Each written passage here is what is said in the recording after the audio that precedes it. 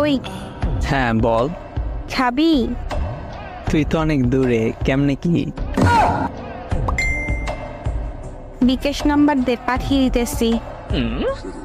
কোন খাবারের কথা বলতেছো? নাইস। বিকাশে কেমনে?